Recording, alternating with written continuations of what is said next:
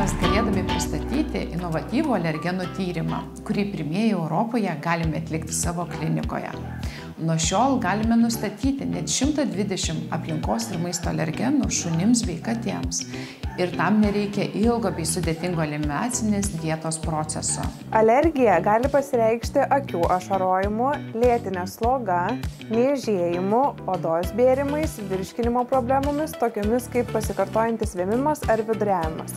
Mūsų tyrimas leidžia tiksliai nustatyti, kas sukelia reakciją, ar tai dulkių erkutės, žiedadulkės ar tam tikri maisto produktai. Tyrimas yra greitas. Paimame kraujo mėginį, atliekame analizę mūsų laboratorijoje ir tą pačią dieną jau turime atsakymus.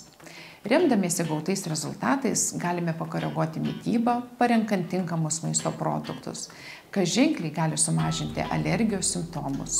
Jei pastebėjote, kad jūsų šuo ar katė nuolat kasosi, patiria pasikartojančius virškinimo sutrikimus ar kitus alergijos simptomus, mes esame čia, kad padėtume.